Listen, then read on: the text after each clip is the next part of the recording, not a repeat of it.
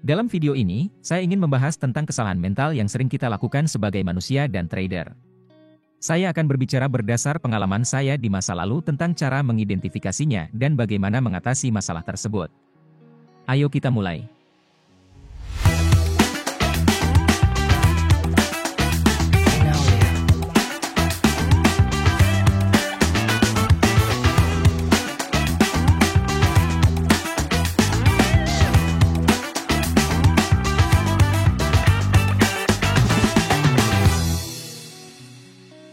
Jadi, mari kita mulai dengan kesalahan mental pertama, yaitu bias konfirmasi. Bias konfirmasi itu terjadi ketika, misalnya, Anda membuka posisi beli atau jual dalam trading dan hanya mencari informasi yang mendukung pandangan atau gagasan Anda. Sebagai manusia, kita memiliki kecenderungan untuk mencari informasi yang mendukung apa yang kita cari, baik dalam trading maupun hal lain dalam kehidupan sehari-hari. Namun, ini menjadi masalah besar dalam konteks trading, karena jika kita terus membiarkannya terjadi, terutama saat membuka posisi beli atau jual tanpa mengenali kelemahan atau risiko dari posisi trading itu, kita mudah menjadi terlalu optimis. Kita mudah membuka posisi dengan jumlah besar dan melakukan kesalahan dalam trading, hanya karena kita terlalu optimis dan hanya melihat sisi positifnya. Jika ini terjadi pada Anda, inilah yang akan saya lakukan secara pribadi setiap kali saya membuka posisi trading, yaitu coba lihat sisi negatifnya. Coba pandang dari sudut pandang yang berbeda. Jika Anda ingin membuka posisi beli dan alasan Anda masuk akal, cobalah untuk melihat sisi negatif dari trading tersebut, dengan kata lain, kritisi keputusan Anda sampai Anda bisa mendapat jawaban memuaskan, entah itu jawaban untuk lanjut atau berhenti. Misalnya, saya ingin membuka posisi beli, tapi apakah ada alasan kenapa harga tidak akan naik? Dalam kondisi apa trading ini tidak akan berjalan sesuai dengan arah yang saya inginkan? Apakah jumlah pembukaan posisi sebesar sekian ini masuk akal ataukah kebesaran? Memandang dari sudut pandang yang berbeda dapat membantu Anda mengatasi bias konfirmasi. Jangan salah, saya tidak bermaksud untuk membuat Anda mundur menjadi ragu-ragu.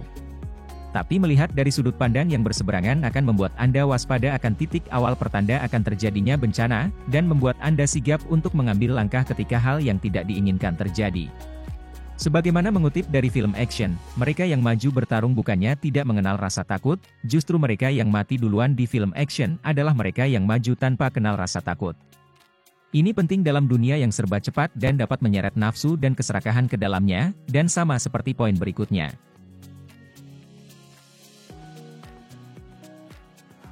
Anda pasti sudah familiar dengan istilah FOMO, sesuatu yang kita, sebagai trader, pasti pernah dengar dan mungkin bahkan alami sendiri. FOMO, atau Fear of Missing Out, terjadi ketika kita merasa takut ketinggalan suatu tren trading, takut ketinggalan profit, atau tertinggal dalam posisi atau trading tertentu.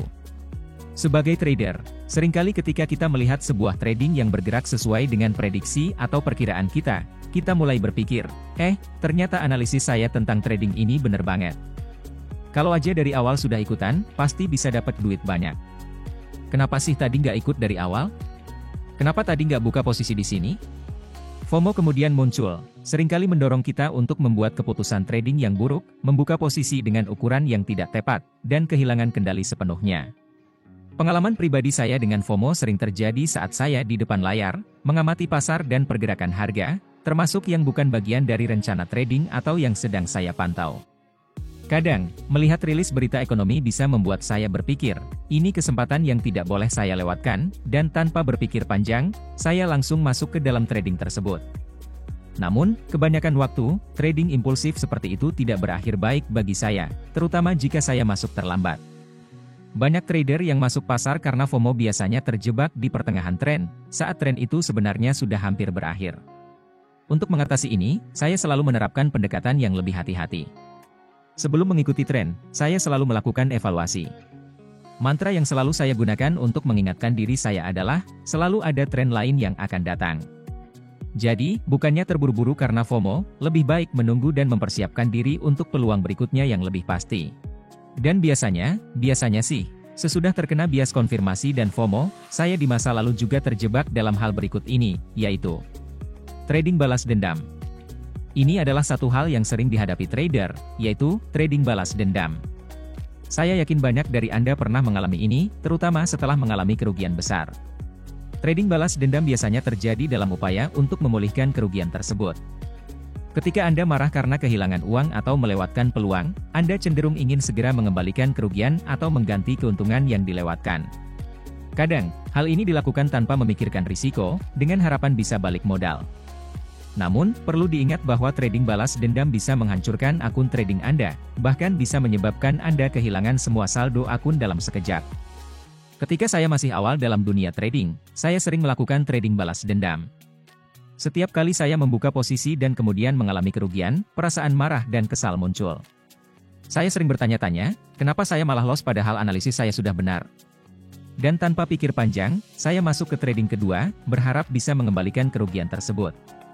Namun, saya ingin berbagi pengalaman dan nasihat. Ketika Anda merasa perlu untuk mengembalikan kerugian, itulah saatnya Anda harus berhenti. Jauhkan diri Anda dari layar trading dan akhiri aktivitas trading Anda untuk hari itu. Jika Anda merasakan kebutuhan mendesak untuk mengembalikan uang yang hilang dan emosi Anda menguasai diri, lebih baik hentikan trading Anda pada hari itu. Tutup layar Anda, pergilah berjalan-jalan, dan kembali esok hari dengan pikiran yang lebih jernih. Berdasarkan pengalaman pribadi saya pernah kehilangan lebih dari 1.000 hingga 2.000 dolar dalam satu hari karena trading balas dendam. Jadi, jika Anda mulai merasakan emosi-emosi ini, ingatlah bahwa merespons keinginan untuk segera melakukan kompensasi dalam keadaan kesal hanya akan memperburuk keadaan. Kesalahan mental berikutnya yang pernah menjatuhkan saya adalah sikap terlalu percaya diri. Memang, percaya diri itu penting, faktor kunci, dan hal esensial dalam kehidupan kita sehari-hari. Tetapi itu ada batasnya, terutama dalam trading. Jika Anda terlalu percaya diri saat trading, hal itu bisa berakhir sangat buruk bagi Anda. Ada kalanya saya membuka trading dengan sangat baik, menghasilkan 200, bahkan mungkin 300 dolar dalam 15 hingga 20 menit pertama. Dan setelah saya menghasilkan jumlah uang itu, yang terlintas di pikiran saya adalah, "Hei, asik nih, lagi hoki. Yuk kita ngegas." Dan dengan adrenalin meningkat saya masuk ke trading berikutnya, dengan rasa percaya diri yang membuat saya lalai menerapkan sistem rem yang sudah ada, dan di titik itulah saya berubah dari seorang trader menjadi seorang penjudi. Dan biasanya, saya sesudah itu justru malah loss. Kepercayaan diri itu seperti obat, bila dikonsumsi dalam jumlah yang tepat, akan memberikan Anda kesehatan, namun bila Anda mengkonsumsinya dalam jumlah berlebih, Anda akan mengalami overdosis, di mana setengah atau bahkan seluruh keuntungan trading Anda akan hilang. Jadi, sangat penting bagi Anda untuk menyadari pola-pola ini, sangat penting untuk memahami hal-hal ini tentang diri Anda. Kita semua memiliki kesalahan mental dan titik buta mental yang berbeda, dan tugas kita adalah mengenalinya dan memahaminya. Tidak akan ada kursus trading, tidak akan ada guru trading yang bisa melakukannya, karena ini semua terjadi dalam diri dan pikiran Anda. Untuk mengidentifikasi masalah dalam trading Anda, langkah pertama yang harus Anda lakukan adalah mencatat atau membuat jurnal trading. Anda harus melacak data Anda dan memahami semua kelemahan dalam trading Anda. Jika Anda tidak membuat jurnal, jika Anda tidak melacak trading Anda, jika Anda tidak meneliti hal-hal ini, Anda tidak akan bisa mengidentifikasi apa yang berhasil dan apa yang tidak. Anda tidak akan bisa mengetahui titik lemah dalam trading Anda. Jadi, saya sarankan, mulai membuat jurnal. Bagaimana cara membuat jurnal yang baik untuk trading? Setiap hari sebelum saya memulai trading, saya selalu mengambil waktu untuk menulis rencana trading saya. Dalam rencana ini, saya mencatat tujuan saya untuk hari itu, di mana termasuk di dalamnya berapa target profit atau target loss saya, mana saham atau aset yang ingin saya pantau, pandangan saya tentang kondisi pasar hari ini yang saya ambil dari beberapa berita ekonomi, termasuk strategi trading dan cara mengelola risiko. Rencana ini menjadi panduan saya sepanjang hari dan membantu saya tetap fokus pada tujuan saya.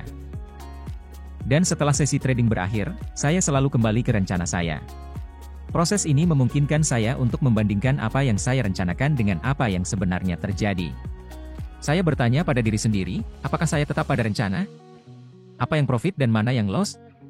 Langkah penting berikutnya adalah meninjau jurnal trading saya. Dari sini, saya sering melihat pola-pola tertentu, misalnya, saya menyadari bahwa trading pertama saya sering berhasil, namun diikuti oleh beberapa yang gagal. Saya bertanya-tanya, mengapa trading berikutnya gagal?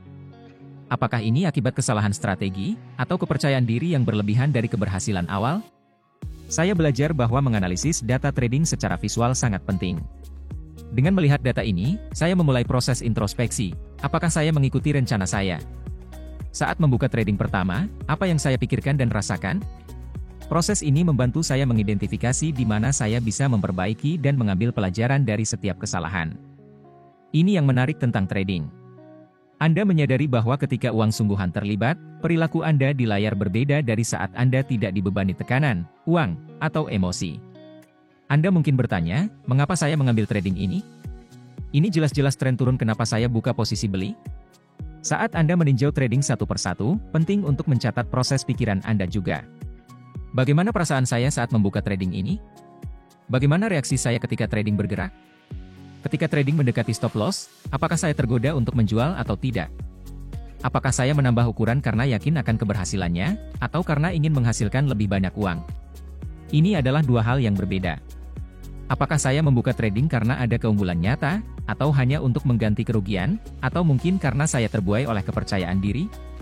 Atau mungkin saya melihat orang lain trading dan ingin mengikuti, atau saya terbawa oleh pergerakan pasar tanpa rencana atau ide trading yang jelas, dan hanya ingin terlibat.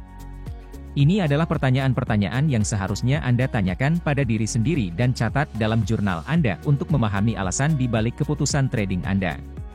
Jika Anda serius dalam dunia trading dan ingin bertahan lama, Anda harus bisa menjawab pertanyaan-pertanyaan ini. Jadi, dalam 6 bulan atau mungkin 3 bulan ke depan, jika saya tanya Anda, apa kesalahan mental terbesar Anda sebagai trader? Apa masalah pribadi yang sering muncul dalam trading Anda, dan bagaimana Anda mengatasinya? Apakah Anda akan tahu jawabannya? Ini adalah topik berikutnya yang ingin saya bahas. Memahami apa kesalahan mental Anda dalam trading adalah kunci. Setelah itu, identifikasi kesalahan-kesalahan ini dalam aktivitas trading Anda, dan ketiga, perbaiki. Disinilah pentingnya jurnal tadi, karena berbeda dengan otak dan memori Anda, jurnal trading tidak akan berusaha membuai Anda dengan mimpi, catatan akan berbicara apa adanya. Kalau strategi yang Anda gunakan tidak efisien, catatan bukan hanya dengan jujur akan bilang bahwa strategi itu tidak efisien, tapi dengan jelas catatan Anda akan mengatakan di mana letak ketidakefisien strategi itu. Memori dan otak Anda tidak akan bisa objektif, otak dan memori selalu dipengaruhi dan mempengaruhi mimpi dan impian Anda. Itulah kenapa Anda butuh jurnal trading, yang bisa memberikan opini objektif di masa Anda melakukan evaluasi diri. Setelah berkecimpung dalam dunia trading selama 10 tahun, saya menyadari satu hal penting, kesalahan mental yang Anda buat di tahun pertama, kedua, atau ketiga trading Anda tidak akan pernah benar-benar hilang. Mereka akan selalu ada dalam trading Anda. Saya sering mendengar orang berkata, saya ingin menghilangkan emosi dari trading saya. Saya tidak ingin berpikir atau beroperasi seperti ini, saya harus mengubahnya. Namun, menurut pengalaman saya, meskipun ada beberapa aspek yang bisa Anda ubah, cara berpikir dan bertindak yang sudah tertanam dalam benak Anda tidak dapat sepenuhnya diubah. Apa yang bisa Anda lakukan, menurut saya, adalah menciptakan sistem yang membantu mencegah Anda membuat kesalahan mental yang sama setelah Anda mengidentifikasinya. Jika saya merasakan potensi untuk mengulangi kesalahan, saya telah belajar untuk segera mengerem dan menilai kembali langkah saya. Aturan lain yang saya buat semasa masih belajar trading adalah memastikan bahwa saya tidak boleh memiliki lebih dari 3 trading yang merugi dalam satu hari. Ini asalnya waktu itu adalah dari evaluasi saya di jurnal trading. Waktu itu saya lihat bahwa sesudah 3 kali loss, biasanya saya akan masuk lebih jauh ke dalam loss lain yang akhirnya akan menghancurkan mental saya. Dari situlah saya membuat aturan bahwa jika saya memiliki 3 trading yang merugi dalam sehari, saya selesai untuk hari itu. Saya di situ mulai sadar bahwa saya bukan tipe trader yang bisa dengan cepat membaca apa yang sedang terjadi dalam market dan memutuskan untuk buy atau sell dalam hitungan detik. Saya adalah tipe trader yang membutuhkan waktu untuk melihat secara jelas dalam time frame yang berbeda, apa yang sedang terjadi dalam pasar, dan mencoba untuk mencari tahu dulu apa yang sedang terjadi sebelum memutuskan untuk menekan satu kali tombol buy atau sell. Proses ini kadang bisa memakan waktu 5-10 menit, jadi, saya menerapkan aturan di mana jika saya memiliki 3 trading yang merugi, saya harus berhenti untuk hari itu dan menjauh dari platform. Aturan berikutnya yang saya terapkan adalah saya tidak boleh trading setelah periode waktu tertentu. Dari aturan maksimal 3 kali loss, saya mulai memahami batas stamina trading saya. Saya tidak suka trading setelah 2 jam, mungkin 3 jam maksimal. Saya suka trading di saat masih fresh, lalu sesudah 1 jam atau 2 jam melakukan 10 kali trading, setelah itu ya sudah. Di awal karir trading saya akan kembali secara acak ke komputer trading saya di siang hari. Kalau saya pas tidak punya kegiatan atau sedang iseng, saya akan buka lagi aplikasi trading dan mulai nonton pasar. Saya berkata, saya tidak akan trading, saya hanya akan menyaksikan. Tapi tentu saja, saya akhirnya tergoda dan memutuskan untuk masuk untuk trading kilat. Dan biasanya berakhir dengan loss, dan setelah tahu bahwa hal tersebut justru lebih banyak loss-nya dari profitnya, saya berhenti. Disinilah peran jurnal trading itu sangat membantu saya. Otak saya dibuai oleh keserakahan dan iming-iming profit cepat, tapi statistik yang saya catat di jurnal berkata lain. Dan berkat melihat statistik di jurnal itu, saya bisa terbebas dari mimpi trading kilat itu, dan dari situlah saya bisa mengukur bahwa maksimal saya trading selama 2-3 jam itu. Membiarkan kebiasaan buruk masuk ke dalam ruang trading Anda walaupun sudah tahu itu salah, adalah kebiasaan buruk yang biasanya membuat trader pemula gagal, termasuk saya dulunya. Saat Anda membiarkan satu kebiasaan buruk masuk, itu akan berkembang menjadi 2, 3, 4 kebiasaan buruk, dan tiba-tiba Anda mengalami penurunan besar dan pada akhirnya Anda akan kehilangan semua dana di akun Anda. Dan akan mengeluh, tadi awal mulai trading saya profit, tapi akhirnya saya justru loss dan hilang semua.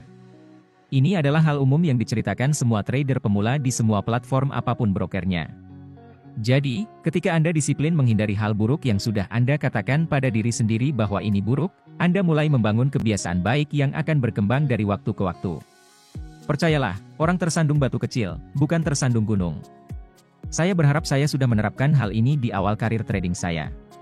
Hal inilah yang membuat saya pernah mengalami kebangkrutan sebesar $1.000 hanya karena tidak disiplin dalam hal ini, dan membuat proses pembelajaran saya terhambat sampai 2 tahun hanya karena saya tidak disiplin dalam menerapkan aturan yang saya sendiri buat. Seandainya saya punya mesin waktu, saya akan katakan ke diri saya di masa lalu, bahwa dengan disiplin dalam menerapkan aturan ke diri sendiri, saya bisa lebih cepat belajar trading dan tidak perlu merasakan pahitnya kehilangan $1.000 yang sudah saya sisihkan susah payah dari gaji saya. Demikian sedikit share dari kami, semoga sedikit pengalaman yang tidak seberapa dari kami ini bisa membantu Anda dalam mengembangkan portfolio Anda. Dan semoga profit selalu menyertai Anda.